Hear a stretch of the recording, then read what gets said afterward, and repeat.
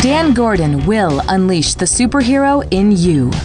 In each episode, Dan will challenge and inspire you to be the greatest version of yourself. Dan takes you into the minds of the world's most innovative thinkers, unlocking their secrets for living fearlessly and achieving massive personal success. So get ready for Shock to the System. Please welcome your host, the coach's coach, Dan Gordon.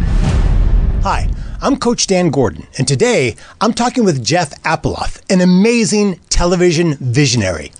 He's not only the executive producer of 4 different network TV shows, he's launched an interactive game platform. He's worked with Jamie Foxx, Mark McGrath, Rob Lowe. If you want to know how to generate big ideas and get them on TV, stay tuned to Shock to the System, and Jeff Apploff will give us all the answers. You are going to love this show.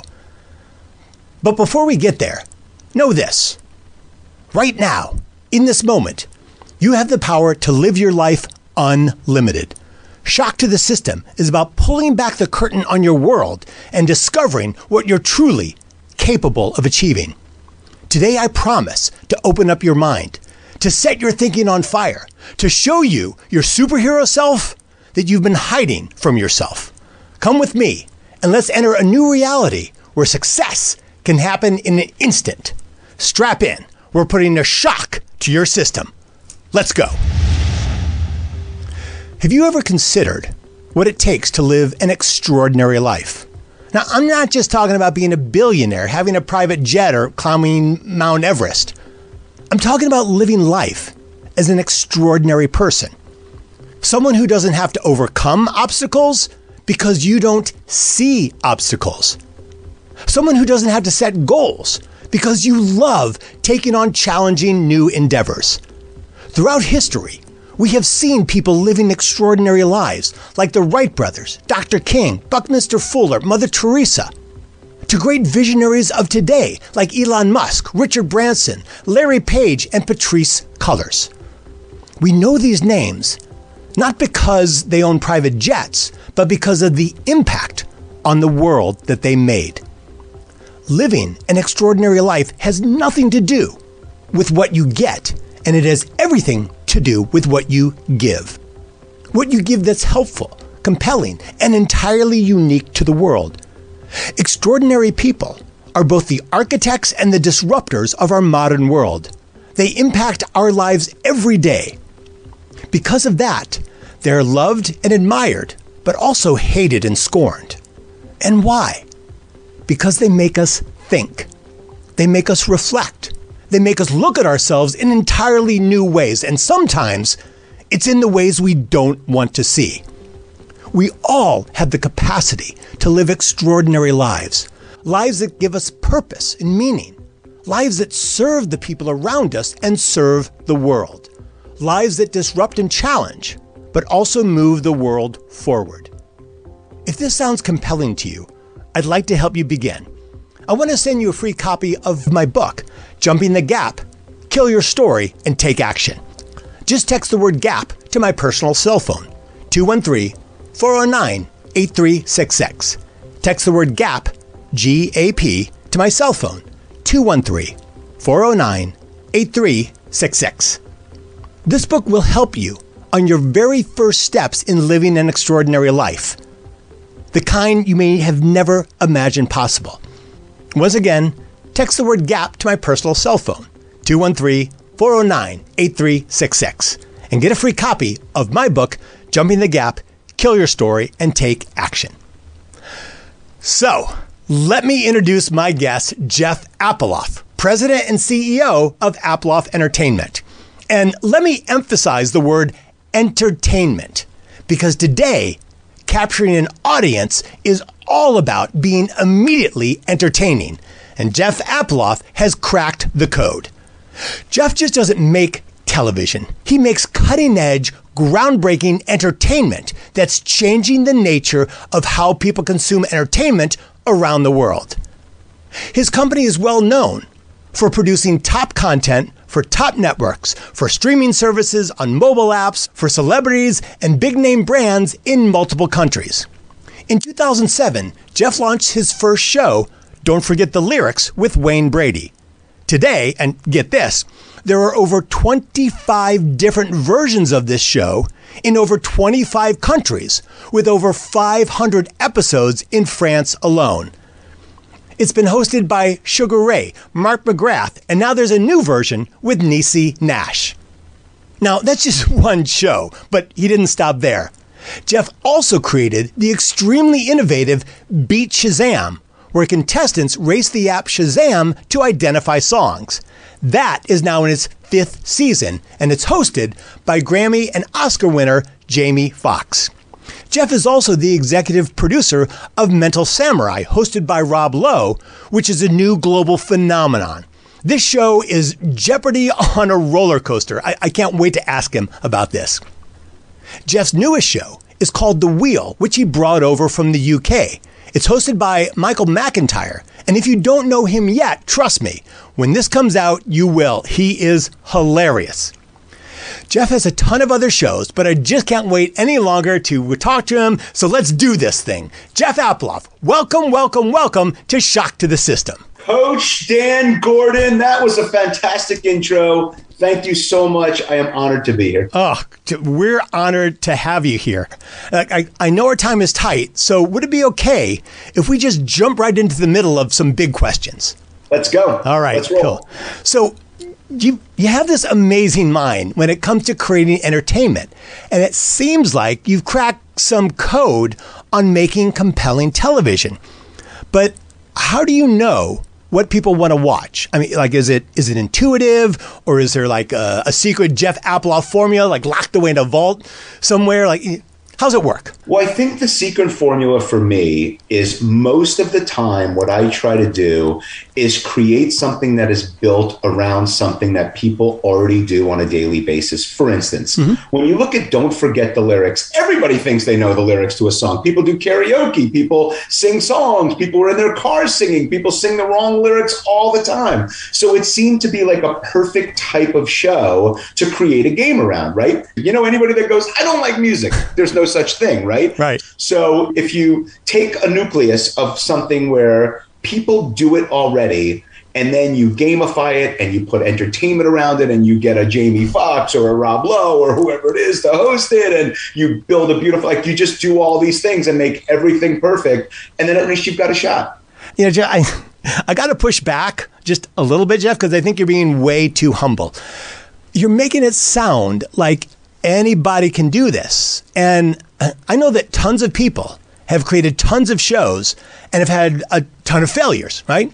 But you've had tremendous success. I mean, listen, but I've had failure too, right? And in failure, you probably learn a lot more than you do in success, right? Success, anybody can be great under a great situation. It's under duress and under a bad situation, that's when you're judged, right? You're judged by how you handle adversity, right? I'm not saying that anybody can do it. You specifically were saying, what's your formula? And I'm saying I try to start from a place where I start with things that I think people already do, and then I put it on steroids. That's where the magic comes in. But I have a real affinity, a love for watching real people win money, right? So when you're doing what I do and you build a great game, you also have to understand that you're in the entertainment business, so you have to be building story at the same time. Yeah. So we take a lot of time to build games that also have story weaving throughout it. And when you take somebody and you meet them at the beginning and you go, well, I got to tell you, I've got $105 in the bank. And at the end of that show, you're going, for $350,000, is it? There is an arc that person is going on, and the audience is going with them. See, that's what's like so innovative, right? Because you're building human drama.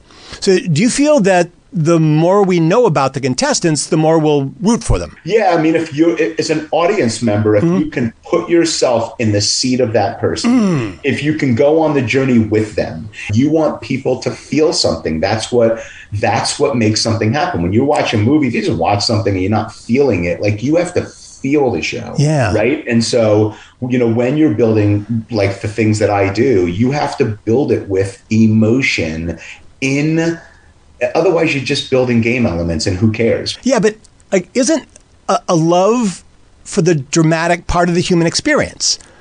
Like, we like feeling compassionate for people, especially when they're struggling. Totally. I think you can look at it like that. I think deeper than drama, because I do think that people like drama. I do. But I think people love stories. So whether the story is dramatic, whether it's adventurous, exciting, or dramatic, that's what people love. So that's what movies are built around. That's what books are built around. That's what your podcast is built around. I mean, listen, you told your audience at the beginning, I am going to take you on a journey with me. Yeah. I am going to show you this, this, and this. And the hope is that the audience believes in you. They're going to listen. And at the end of it, they go, hey, that was a great 30 minutes, 45 minutes, hour, whatever it is that they're on the journey for, and that you've delivered to what you said. But you started your story off by saying this. And then the question is, how successful is, Coach Dan Gordon going to be by delivering to what he just promised his audience, right? You want to be able to craft this arc that builds the story in whatever you're doing. Okay. We could end the show right now and already have fulfilled that promise, because what you just laid out is the path to success for any entrepreneur. Like, building story into their product or what they're offering, that's why game show concepts have to be fairly simple, right? Viewers just want to be emotionally engaged with the people inside of the game. Totally. Well, yeah, I mean, different people like different things, right? But when you talk about, because it's one thing with what I do, right? Mm-hmm. But I've done a lot of things in my career to get to where I am. I did not start in the television business, nor should I have ever been in the television business. It totally happened by accident, right? But before I did that, I was in the restaurant business. I was in the radio business. I was a stand-up comedian. I did all these different things. You build these tools, and every single thing that you do, you're putting tools in the toolbox, right? What I would say for entrepreneurs is it has always been about having a blueprint, right? How do you plan properly so that what you finish with is going to be what I call a house that's earthquake proof and fireproof and hurricane proof. Hey. So if you're thinking about being an entrepreneur, you have to go, here is where I am today. This is where I want to be, whatever that is. Then here's where you start, and here's the things that you have to do, and here's what I got to do to get to that, and here's what I got to do to get to that. And you just start from the bottom and build. And to me, that, if you want to be an entrepreneur and you really want to be successful, you have to, have a direction. You can't just get in your car and drive anywhere. You have to know where you're going. That's perfectly said. And I want to talk about your history in just a minute. But I must tell you, I think calling your shows game shows trivializes what you do in particular, Jeff. Because you're creating this edge of your seat, groundbreaking entertainment. So what do you call that? I call them game shows. Listen, I call them game shows. Why? Because that is what the genre is called in which we do. What we try to do is we really do try to do things that are different. Look, I don't get caught up in the trivial things. I don't. I'm a simple guy. I like simple things. Like, I'll give you an example, okay? Yeah. I met someone at a restaurant who did movies. And, they've done some pretty big movies, pretty big movie producer, right? And he goes to me, so, how do you feel about the game shows? Do you feel he goes, it feels like it's lower on the rung. And I go, well, listen, everybody has their thing.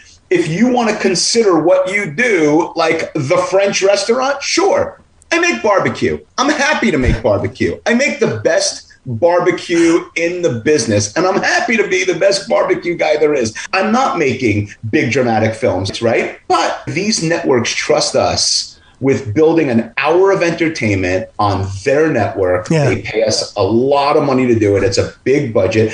And you're also given the responsibility of entertaining people. So I don't care what anybody thinks, and I don't care about it being trivialized, and I don't care if you call it a game show or you call it this, I know what I do. Right. And for me, I love what I do. And that I can tell you for your audience is what you really want. If you're driving to work every day or on Zoom and going to work and you're not happy, then you're never, it doesn't make a difference how much money you make. That money will never be the same, and you'll never be do something you love. Do something you're passionate about. Take your shot, and then the money will come, and so will the happiness. And see, that's so important, because what I'm hearing is passion. You also take what you do very seriously, and that's essential. right? Like, every entrepreneur must be passionate about what they do, and they must take their business as seriously as if it's like life or death. Totally. Like I was saying to you before, like I met this movie producer who was asking me like, well, you're kind of lower on the, totem pole, which makes me laugh because you look at it and it all depends on whose perspective you look at. But once you have to do the 10,000 hours of what it takes to do a game show and make a game show successful, right? Like we didn't just get good at this, like we've failed a lot to get good at this, right? Like we failed a lot and we learned a lot, and we learn every day. If you're not growing, you're dying, right? So it's like you're learning every day what your craft is, and you're building on your craft every day. And that's what all of us should be doing, right? Like, yes. And you just said my favorite word, Jeff, failure. Like I love what failure teaches us. I failed a lot, but probably because I try more new things than most people. So what's a big failure that gave you a big lesson? Well, there's so many of them, right? But I will give you a moment that was earth-shattering for me. Yeah. Okay. Thanks. So we had a game show that was on Fox called $1 Million Money Drop. Okay.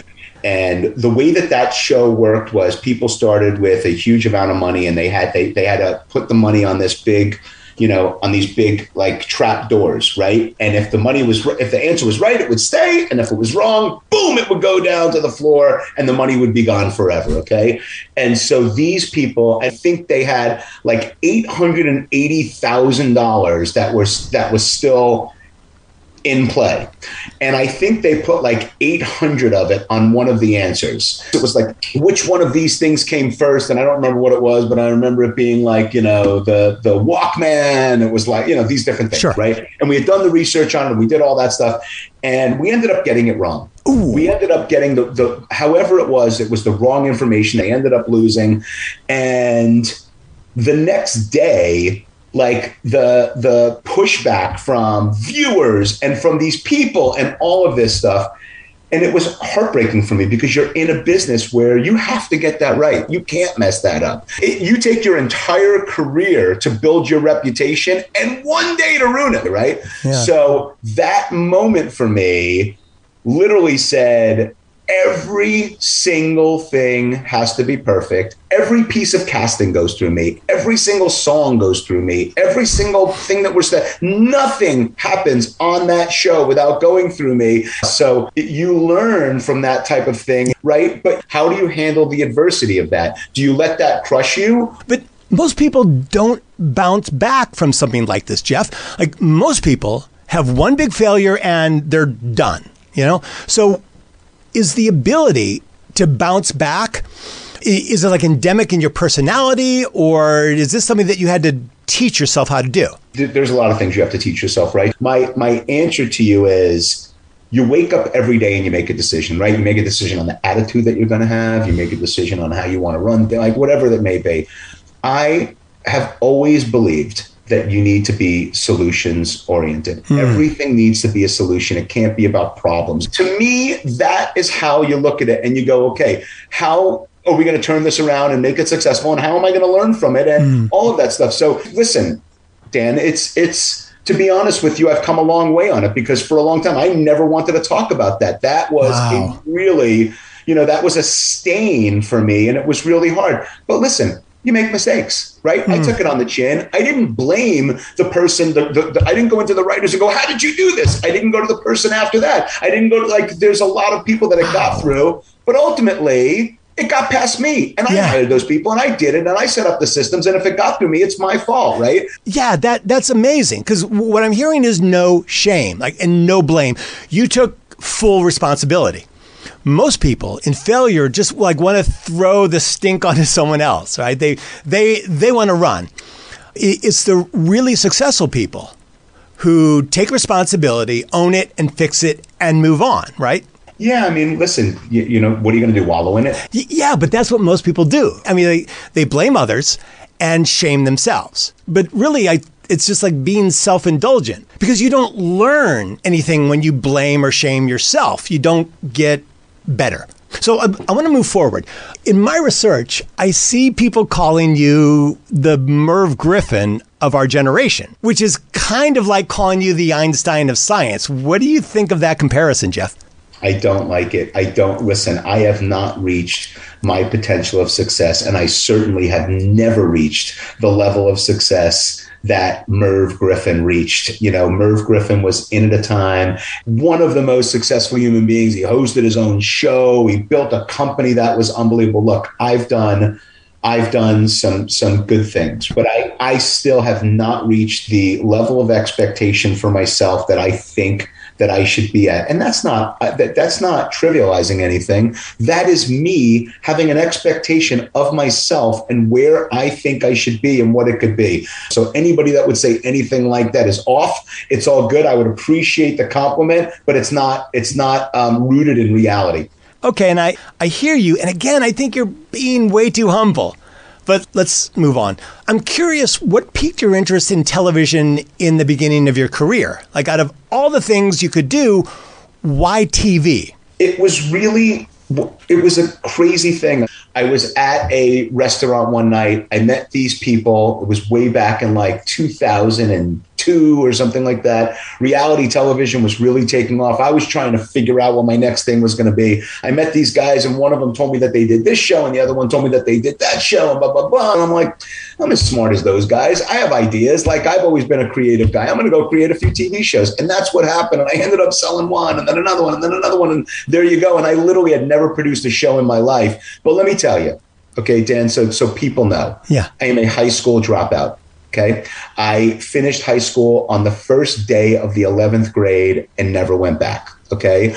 I was never in television and literally did not know one person in Hollywood. And I knew nothing about making television. Right.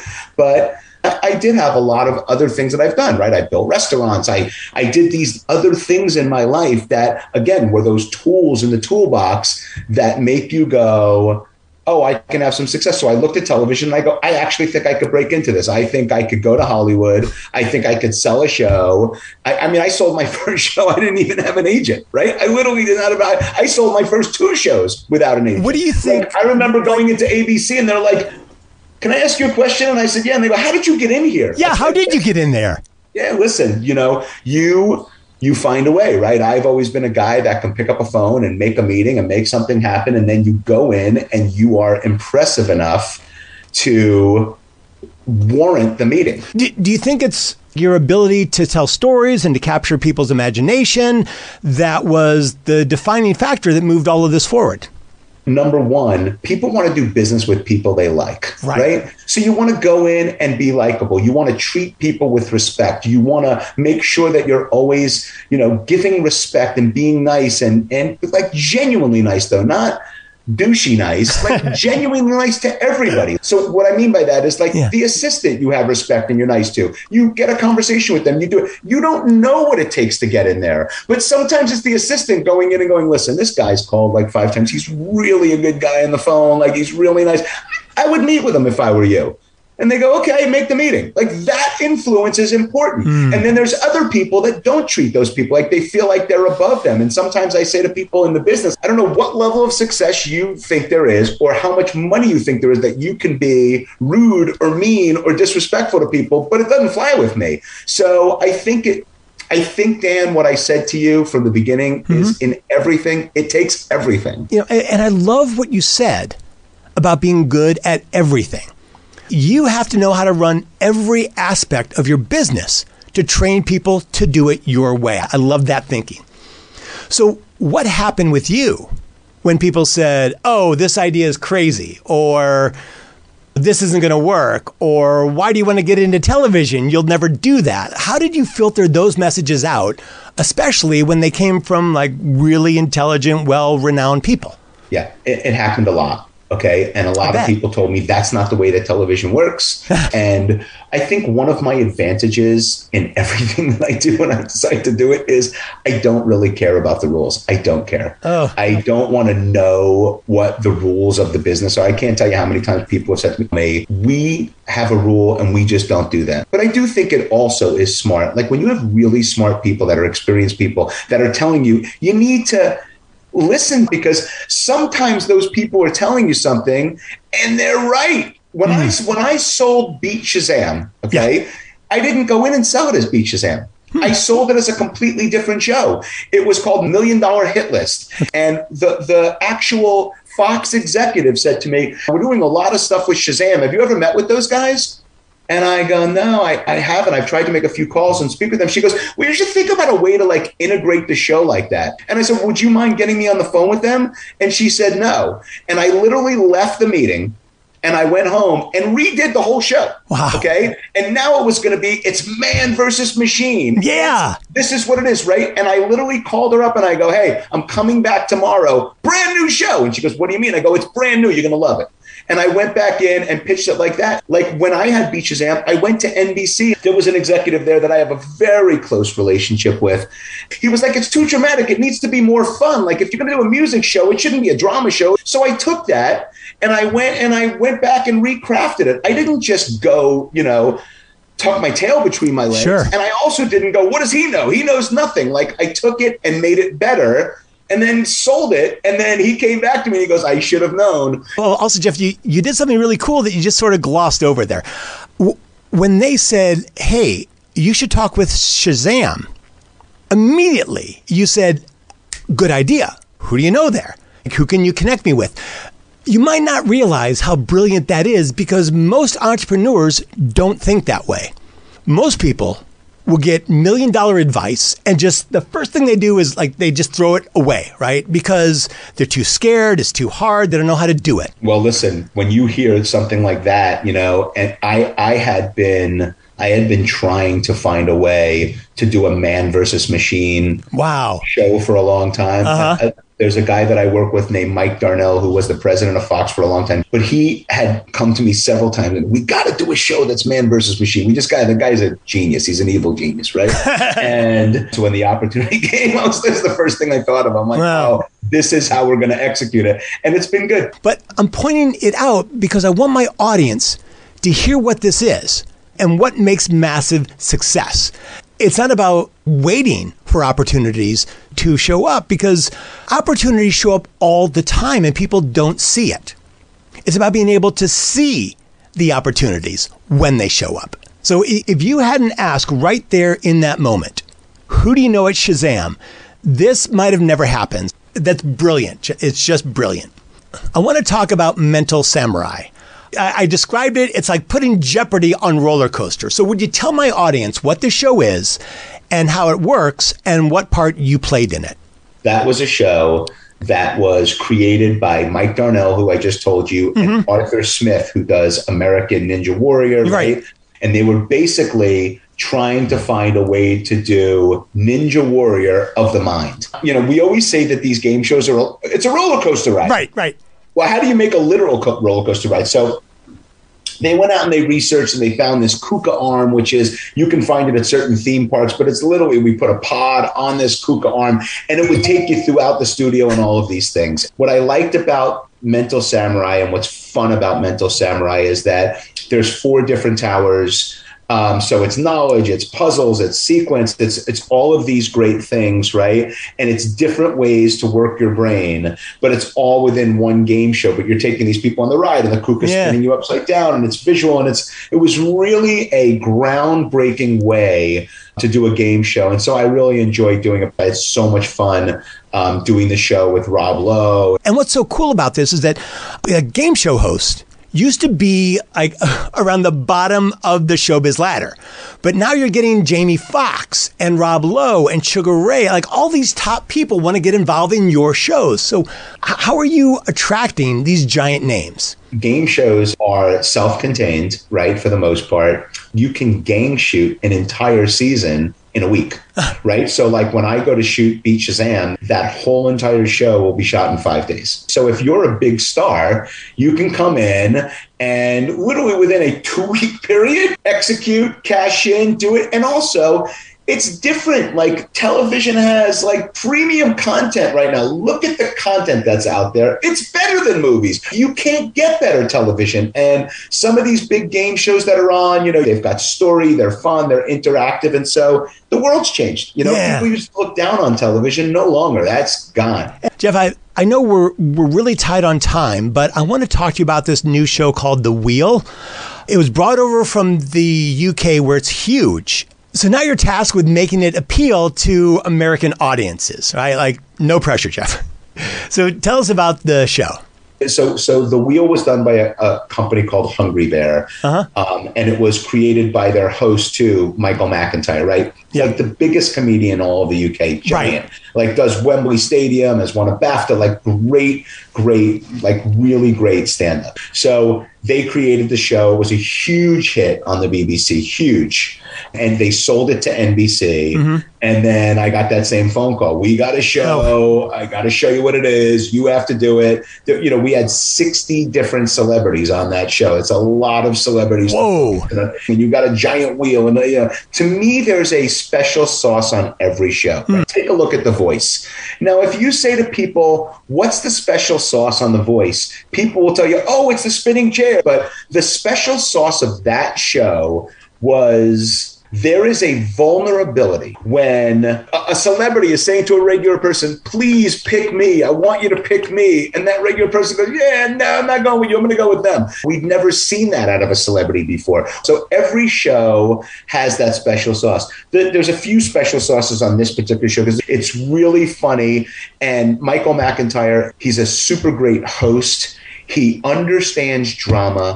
He understands comedy. The questions are really fantastic. And the idea of that show is that it's 6 celebrities all on the wheel. Each of them bring an expertise in a specific category. So it could be anything. One could be an expert in ice cream. One could be wigs. And, there's 3 contestants that are underneath that wheel. Right. And everything is random. The wheel spins and all of a sudden the contestant comes up and then there's a bigger wheel up top that's spinning. And so these 6 celebrities are helping the 3 contestants answer these questions and bank money. And at the end of the show, whoever the last person is up that can answer the final question after the 6 categories and everything's been cleared can win huge money. You're watching regular people work with celebrities and talk through these different categories and these different things. It's very, very compelling. It's super funny. It's dramatic. It's a great television show.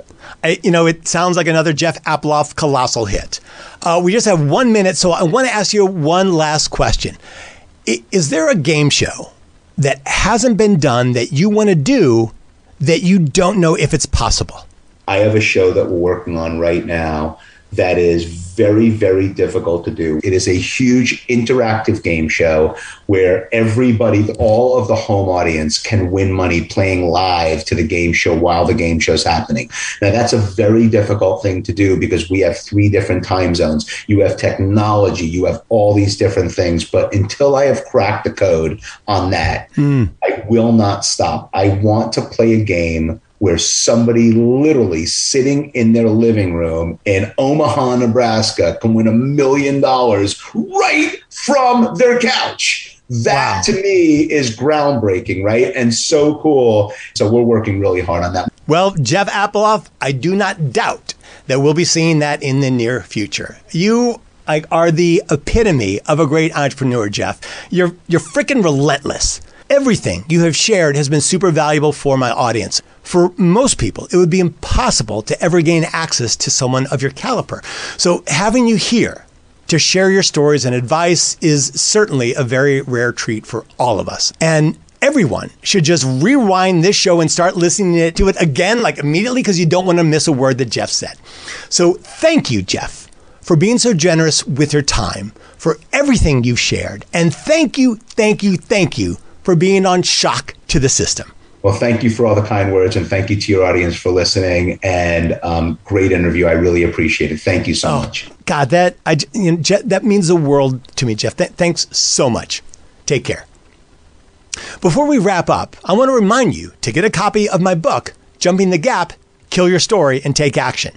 Just text the word GAP to my cell phone, 213-409-8366. It'll help you take bold new action on your entrepreneurial journey. Again, text the word GAP to 213-409-8366. And I also want to thank you. Yeah, you. The you who is listening to this show right now. Thank you for opening your mind and stepping into a world of infinite possibilities. Jeff Apploff and all of my guests breathe the same air that you do. There's nothing stopping you from taking bold action, opening up your world, challenging yourself to step up and live your life unlimited. I'm Dan Gordon. Thanks for listening to Shock to the System. Now get out there and show the world the next greatest version of you.